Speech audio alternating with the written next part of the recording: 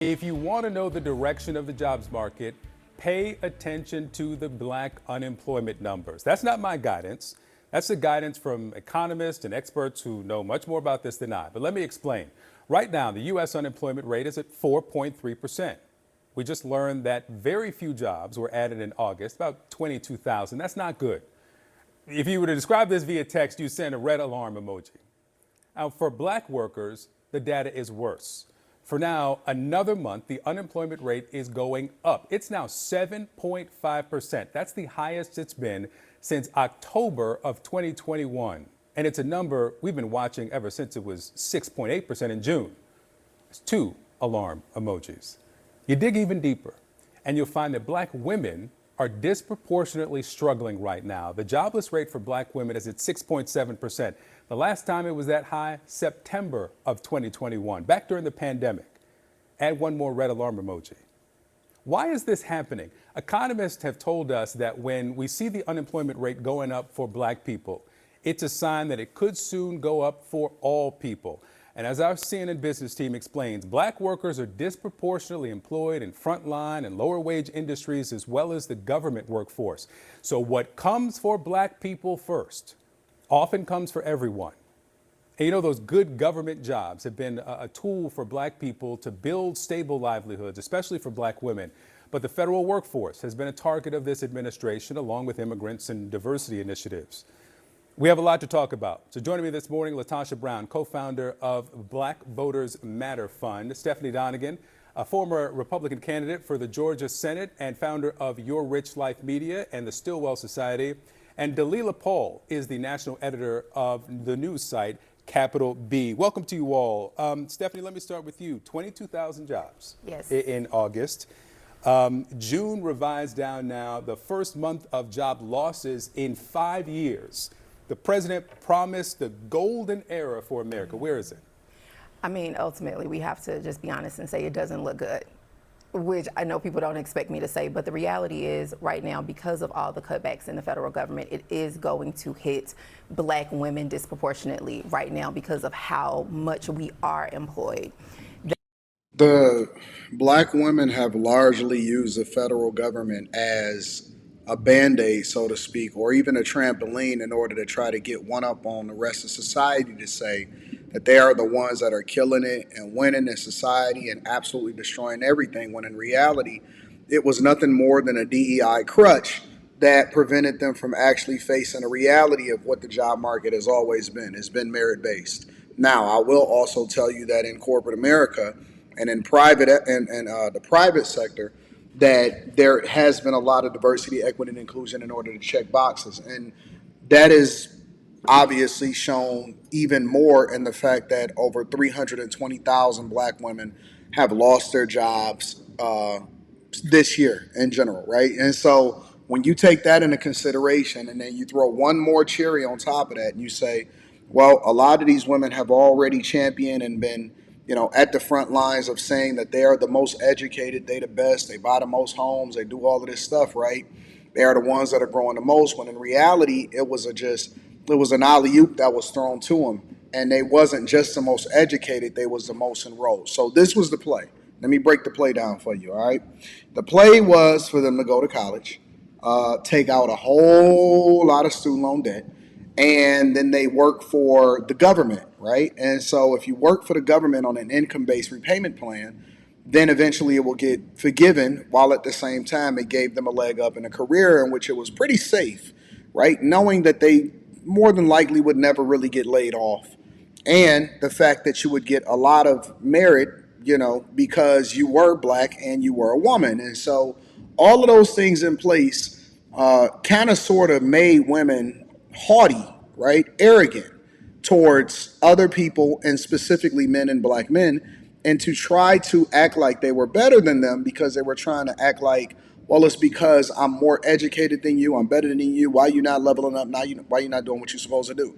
The market was supposed to determine, and capitalism was supposed to determine who get these raises, who get these jobs, who was supposed to be the most successful, so on and so forth. So now you have an environment where black women and women in general and people in general that was getting these basket weaving degrees, they have to compete. They have to try to be what we are and what we have been dealing with for a long time. And so when you look at these jobs and the revision of these jobs, there's investment inside of America from all countries, trillions of dollars that are pouring in the country, but it takes time in order for that to grow legs. Meanwhile, you also had the Department of Government Efficiency actually auditing the federal government to try to figure out where all of the money is going and why are our taxes going up?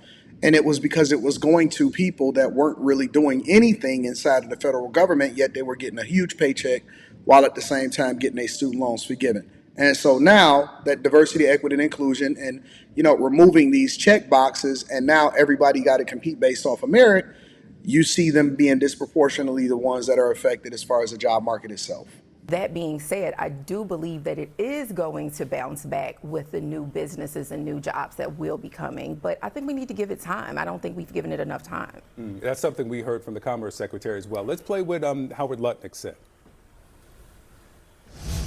We've seen that in all sorts of agencies throughout this government. The people, the holdovers from the Biden administration, they're just bent against the president's success. They're rooting against America and against Donald Trump, and that's got to end. So he can't replace somebody, 2 weeks ago, and you expect fundamental change. Latasha, he says, give it time. The challenge with this is that when you look at black women, we, particularly in terms of women, we are, in terms of participation in the labor market, we're 60% more than all of our women counterparts of the labor market. But what's interesting in federal jobs, we're about 11.7%, which means that's in parity of our population, right? But when you look in the private sector, we're less than 1.8% when you look at higher management jobs. So what we have seen is that federal jobs have actually created a pathway, an opportunity that black women, it demonstrates that when black women are given an opportunity, that there are federal protections that allow us to matriculate, that what you see is that we're able to get representation. What he's saying around that we're supposed to just play on the market, but what we're seeing is an underrepresentation in the market, that oftentimes we're underpaid in the market, we're in entry-level jobs, you do not see the same kind of economic stability that we've seen with federal employment. I saw your facial expression. Because ultimately, a lot of the hiring I feel that's happened within the federal government was to check boxes for DEI, not necessarily because this was just perfect for them. And I only say that because of how many black women have been employed. And I think that's part of the reason is we're seeing the layoffs that we're seeing and the unemployment, because that's how they got hired in the first place. I think the interesting thing about that is that in terms of federal jobs, that is merit-based, that people actually are able to keep their job. Cat fight. I didn't know this was coming. Or even to literally ascend based on being merit-based. You don't see that in the private sector. So I think it's really to say that black women working in these jobs is to check a box, it ignores the fact that is a merit base. Well, to a degree, because I do know for federal government, depending on what your history is, if you have worked in the military, if you're black, you do get extra points when it comes to hiring. And so being black in general will push people up when it comes to hiring. Being a black woman will push people up when it comes to hiring. Yeah, can I pause? Baby girl is cooking. I ain't even gonna front. Yo, she is cooking with fish grease. And so what she's basically telling them is that they didn't necessarily deserve these jobs. There were positions that were created for them, and then the jobs that were available, they were pushed above other people that more or less could have or probably should have gotten a job above them, but because they were using this as a diversity, equity, and inclusion and an opportunity in order to push them up, this is what you see as a result. Now we have a correction of the market, and now they're going to be the ones that are disproportionately the ones affected. It just is what it is. I think we have to think about the impact. I mean, the fact that you have thousands of black women who are out of jobs. Women from the age of 40-something, 50-something who are caregivers for their families. We've had reports. We have interviewed women who are struggling right now. So I hear what you're saying about the checking of the boxes, but I think we're losing sight of the human impact of this. Actually, I agree with you on that. I actually feel that it's quite unfortunate that that has to happen, but we cannot continue to keep people in jobs to keep a payroll going. I think that's unfortunate. But that's not, again, I have to disagree with you. I think a lot of the women who have been losing their jobs have played critical roles in government. But if it was and it's really beyond critical, DEI. if it was It's really beyond critical, DEI. they would still have their job. It wasn't that critical. No, they don't have their just- jobs because now there's a policy in place that really has been racialized. It's not. It's we're looking at a space that how were they able to ascend? It wasn't about the checking of box. It was hard work. It was. We know that in a culture as in America, when have black women ever been given something just because we're checking a box? With diversity, equity, and inclusion and affirmative action. Literally. So look. They're speaking with their emotions. The lady in the middle is absolutely cooking, and the other two are speaking with their emotions because they are upset at the fact that black women have been affected, or they are now being impacted in the ways that men have been being impacted for a long time, in which we've just had to adjust to the marketplace. You cannot be given a position just because you are a black woman. That is what the lady is saying. The women, we are the cornerstone of this economy all across it. Well, I hear you, but I can also say that one of my first jobs was for the federal government, and I was very clear that I got pushed up ahead of people because I was black and I could check the box. Well, let me ask you this, because there's a gender economist,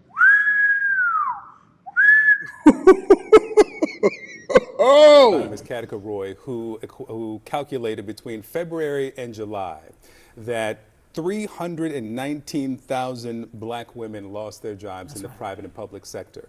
In that same period, job increases for white men was 365,000. There were 176,000 job gains for Hispanic women. There were 142,000 job gains for white women. And so when you suggest that these black women were in jobs to check a box, reconcile that with the increases for these other demographics and communities. Well, those jobs were earned and they deserved better jobs and deserved to have more jobs, while the hundreds of thousands of black women were just there to be pushed along.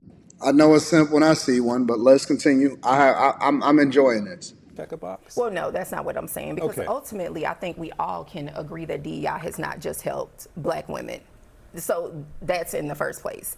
DEI has helped minorities, women, white women. DEI has helped not just black women, but when it comes to the conversation of federal workers, with us being such a large percentage of federal workers. It's deeply. She's white. She's right. She's absolutely right. And that it's because the amount of jobs that black women were going for the federal government, USA Jobs, the Department of Government Efficiency found out that it wasn't a lot of work that was actually being done. And so the federal government haven't collapsed at all as a result of these women and the government being right-sized. And so that is why. It's because the jobs that they were going for were specifically these type of jobs. She is 100% correct. Insulting to say that. It's deeply insulting that when you're looking at federal workers, we make what, 11.7%? That's just in parity of our population. And so that there you have 80%, of more of people that represent different segments of society. So to suggest that black women in some way, that our presence in the federal government has come from just somehow we are checking the box, really undermines the fact that we have been the cornerstone of the labor market in this country. No, it doesn't. It just looks, that's the way you want to see it. It doesn't. Ultimately, black women were not the only people who were laid off. It's just that the conversation we're having today is around the large percentage of black women, and that is because of how many black women are employed federally. But ultimately, when we talk about people who have still been employed, who have been hired of other ethnicities, of other races, I know for sure, I've seen the conversation on social media of people saying that they're not going back to work yet. I've seen the conversation of people saying that they're going to sit on unemployment. I've seen the conversation of people saying they're going to start businesses. And so ultimately, I don't even think the numbers are completely correct yet. And I don't know if we're going to know that for a few months. Dalila, She cooked. This woman is absolutely right.